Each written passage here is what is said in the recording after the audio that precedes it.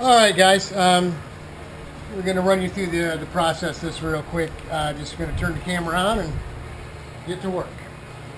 We're doing the rear now. The rear tailgate feeds through. Obviously, there's pistons on both sides of the rotor. Feeds through the calipers, so there's no external double hose. Right? There's one line going in, and the bleeder is at the top on the other side. So this was a lot easier the first time.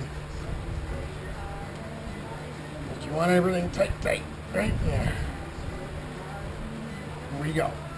So let me just take this little spring clamp, hold her in place. Right, so far so good.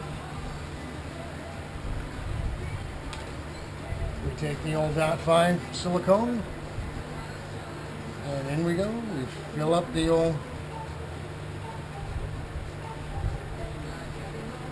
reservoir there. Now this is where we do the burping. I just use a pair of needle nose, and you just got to squeeze. Now I've already pre-filled the master before I put the lid on, right? So it was relatively full. The only difference, if you weren't to do that first, is this process right here I'm going to show you will take longer. Now you just squeeze. It's like milking a cow. You squeeze, and you see the air bubbles coming up, right? And this is going to go on for a little while.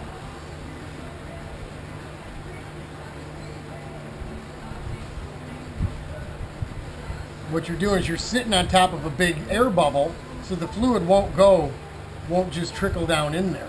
You need to burp the air bubble out from underneath it.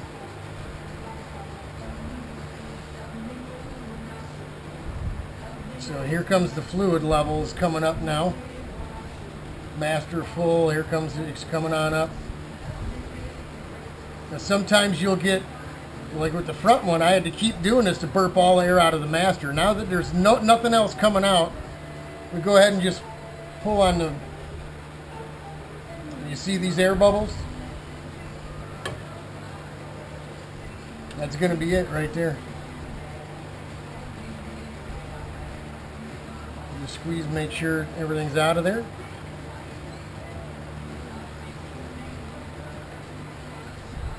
Another little air bubble, a couple more little air bubbles there.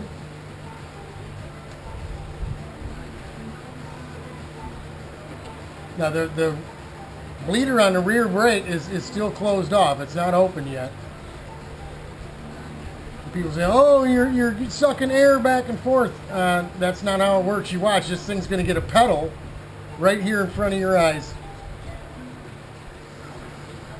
More air. More air.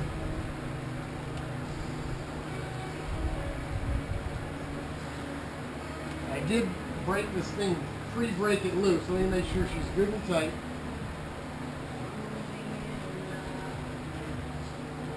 Just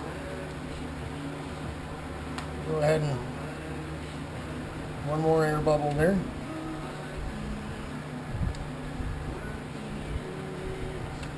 Another air bubble. We're just working the air out of the bladder of the master cylinder itself, the reservoir of the master itself.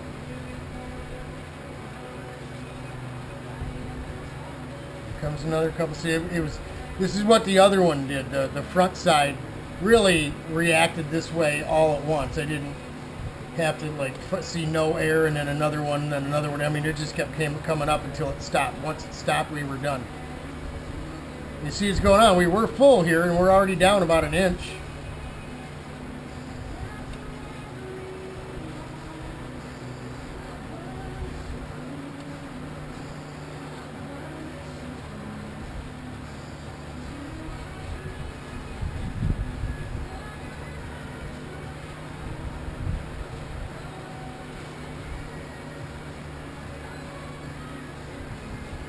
We're already starting to get some pedal to this thing. And we never cracked the bleeder. Some more air. 1, 2 big old bubbles. It's just easier to get it all out of here. I'm doing this all, you know, no help, nobody opening and closing bleeders from big old bubble air.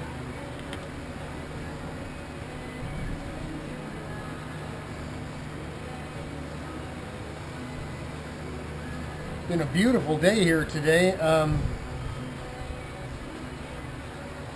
So I just heard a rumble.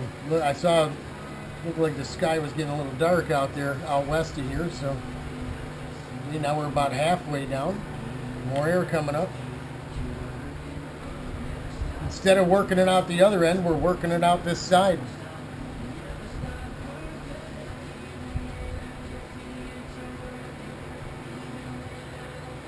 We're about quarter pedal now.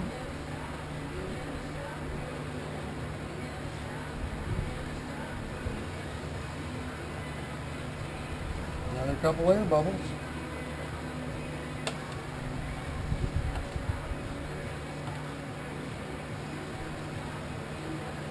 You wait for the bubbles to get to the top of the tube here, and then you give her a push, and up they go. A big bubble there. Big bubble, big bubble.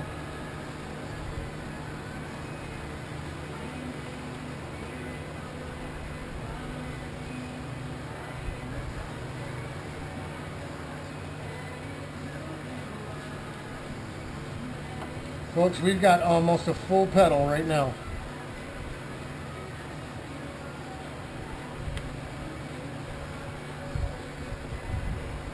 When I opened these front bleeders, just to let out some of that old fluid, just make sure we're running good fresh fluid through everything. You see that first bit was a bit discolored. I'll show you that in the back as well. Yeah, we're full pedal. I mean, this arm down here is barely moving now. Let me show you. You look at the gap right down here. I mean, there's nothing. That's full on brakes right there. Look at this front. Same way. So it's already full pedal, and we haven't even cracked a bleeder. We haven't even let anything out of the system yet, right? So this gravity feeding is the way to go. Everybody thinks, well, if I push the pedal, I'll force it out, it'll happen quicker. You know what? There is no sense in getting in a big hurry to get your brake system cleared up, especially you can do it by yourself. As I'm letting this thing, you know, the fresh fluid flush through, I'm wiring other things, checking other stuff out, doing other things. So it's all good. It all works out. I think that's about it for the air. We're not getting maybe just some tiny little baby bubbles. There's a bubble. There's another one.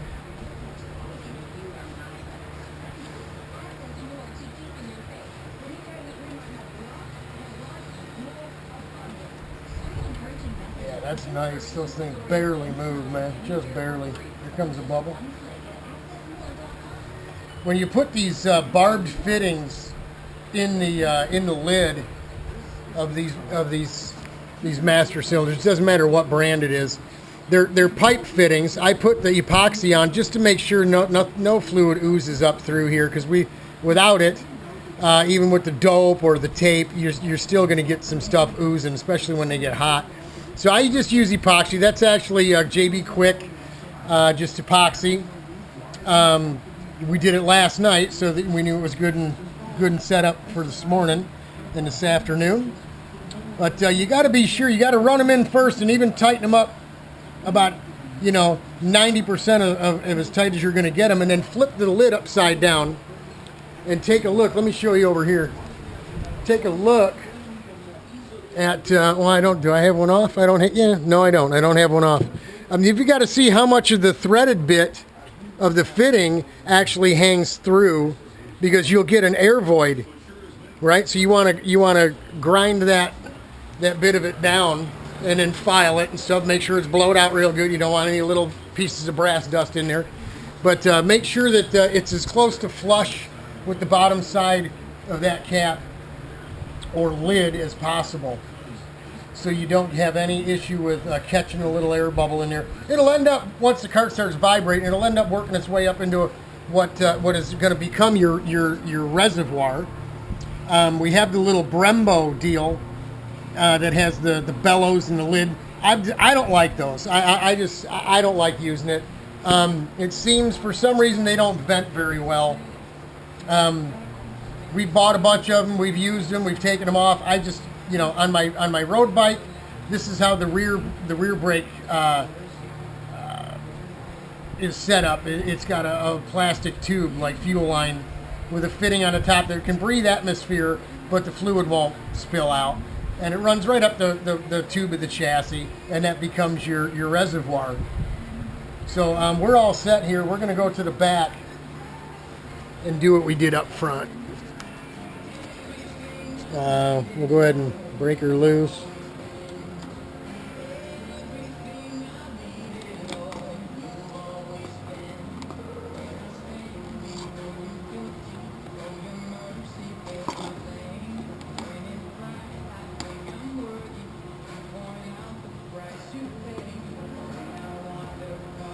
We'd use these little clamps to hold the hoses and stuff, where so we know we can watch them drip.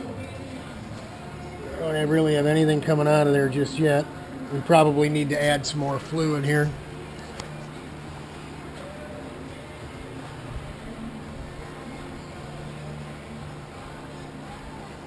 It's just the weight of this here, the gravity weight of it all, that's going to have to push the fluid out of here.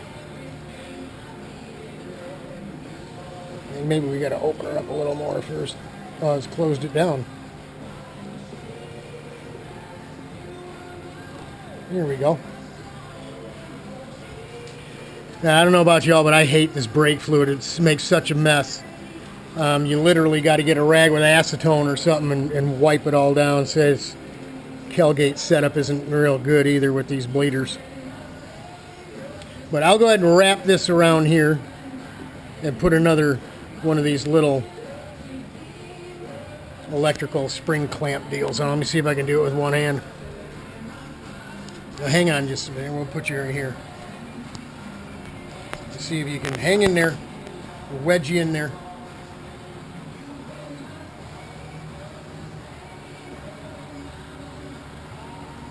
This is just going to catch a whole bunch of the mess.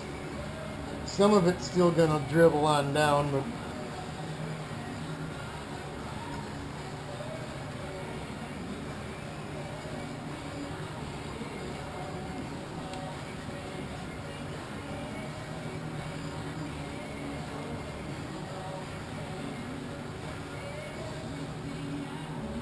so there we go. She's it's not going to just fill, it's just going to come until it starts dripping, and then it'll come out. And you can already see, I don't know if you get much good light there. Let me get the little flashlight going.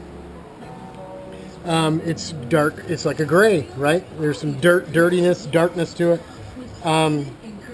It won't take much to get all that dirty stuff out of there, but you want it out. Good idea to do this every spring, and as easy as it is, if you've got no other maintenance to do, you can easily do it between races. Like I said, I've got no help. There's no pump, crack it, hold it, all that.